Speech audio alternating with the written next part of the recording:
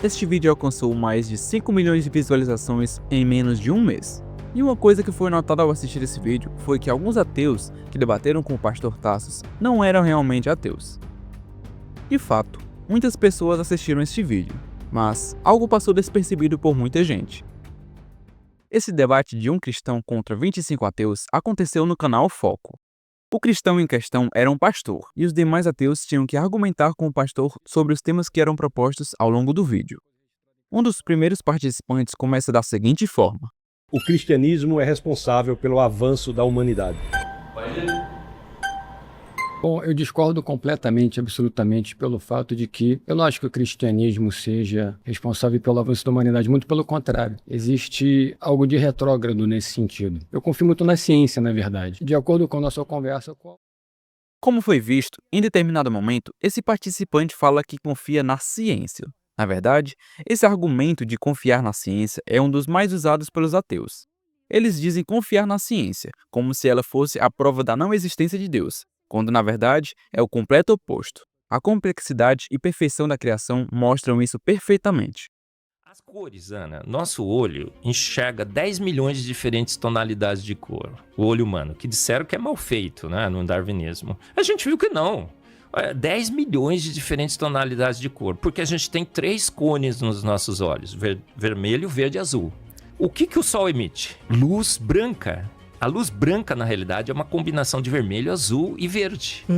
Agora, os nossos olhos, quando eles recebem uma combinação de vermelho, azul e verde, na proporção de luz que o Sol emite, nosso cérebro interpreta como uma luz transparente. Olha que coisa sensacional. Ele fez os nossos olhos com a capacidade de, ao enxergar a luz branca, que a gente chama de branca, como transparente. Na realidade era transparente. Agora, quando a luz absorve, uma parte dessa luz do Sol é absorvida, a gente vê as cores. Olha, aí o azul do céu. O azul do céu é você joga o azul do branco em direção a você. É possível observar a criação em tudo o que nós vemos na natureza. A própria Bíblia fala literalmente isso.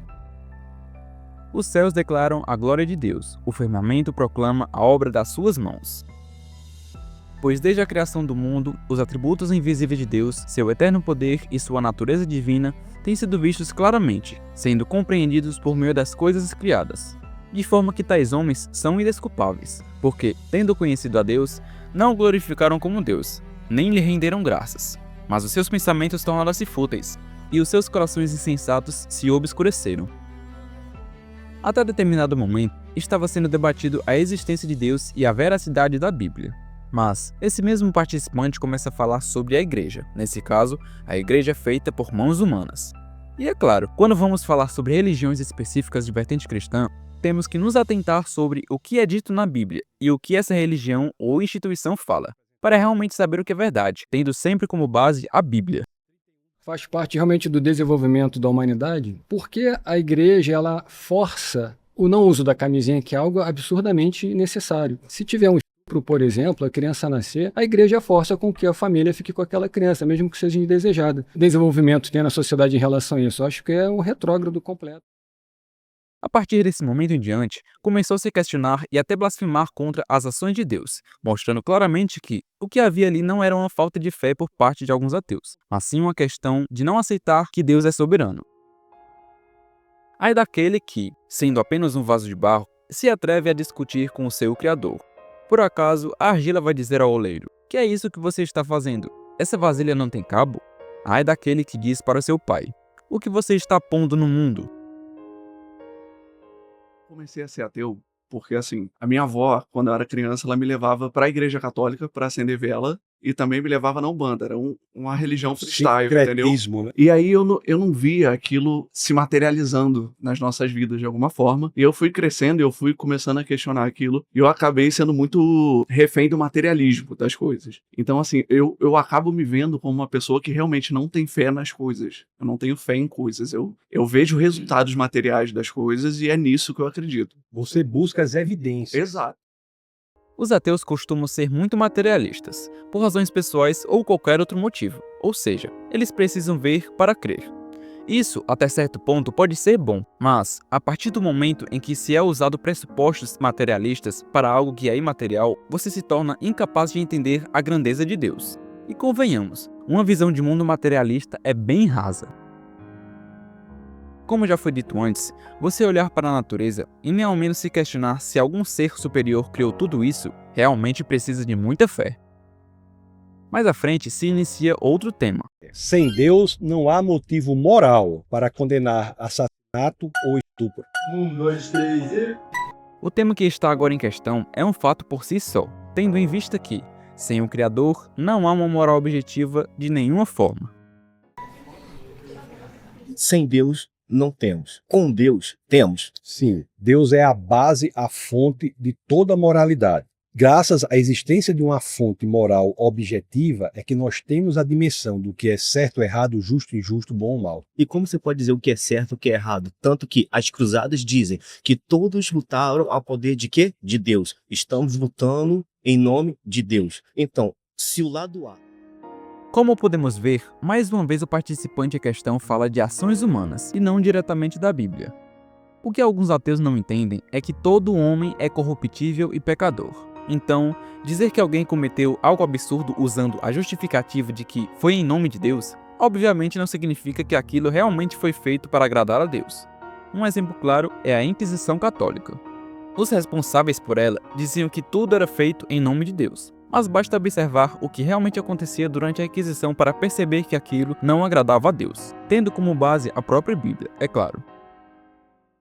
Eu não estou dizendo que o ateu não possa agir moralmente. O que eu estou dizendo é que o ateu ele não tem base para dizer o porquê ele age moralmente. Mas é a doutrina. Porque todo mundo cresce com o pai e mãe sempre falando: olha, isso é errado, olha, isso está correto. Você cresce já com aquela mentalidade. Torturar então, uma criança por prazer seria certo se o pai dissesse isso? Existe uma fonte do que é certo e do que é errado. Se não houver, é barbárie. O que esse ateu não percebe ao falar isso é que, de onde surgiu esse sentimento do certo e errado? Por que a gente sabe que algo é certo ou errado? A Bíblia diz que Deus se manifesta, se revela, inclusive através da consciência. Por que nós temos a consciência de que algo é certo ou algo é errado? Agora, o próximo participante chega com várias afirmações de que a Bíblia foi um livro montado, e algo mais curioso ainda, ele não demonstra ser ateu, e sim ter algum tipo de mágoa contra Deus por alguma razão. A Bíblia em si ela é um livro montado. Veio lá da época lá do Constantino, que era credor de um deus pagão, e nós não era vivo na época, para dizer se era ou não era. Em termos de caráter... Deixa eu só responder essa situação. Deixa eu só terminar. Em termos de caráter, vai de cada um. Se tu quiser matar, se tu quiser ir pro crime, se tu quiser fazer alguma coisa errada, isso é intolerância sua ali. É uma tolerância sua ali. A Bíblia em si, eu já começo a derrubar ela porque ela não é um livro sagrado. Ela é um livro montado. Ela é um livro onde o Deus do Velho Testamento é um Deus invejoso, é um Deus ciumento, é um Deus que... Você está pressupondo que Deus existe, né? Não. Porque Deus pode existir e não ser da forma que você gostaria que ele fosse. Então me prove Deus. Me prove Jesus que está voltando até hoje, mas não sei de onde ele saiu, que até hoje ele ainda não chegou. Isso que ele fala nesse momento é algo bastante interessante, porque a própria Bíblia responde isso, mostrando que esses questionamentos e zombarias já eram esperados nos últimos dias. Em 2 Pedro, capítulo 3, versículo 3 e 4, diz que, antes de tudo, saibam que, nos últimos dias, surgirão escarnecedores, zombando e seguindo suas próprias paixões. Eles dirão: o que houve com a promessa da sua vinda? Desde que os antepassados morreram, tudo continua como desde o princípio da criação. No sexto tema, esse mesmo participante retorna, mas agora, de maneira direta, blasfema várias vezes contra Deus, demonstrando até uma certa raiva do Criador. Isso deixa claro que o problema de alguns supostos ateus não é a falta de crença em Deus, mas sim a recusa em seguir sua vontade. Ter alguma mágoa de infância contra Deus, ou rejeitar a forma como ele age ou agiu, pode levar a essa negação constante que eles tanto demonstram.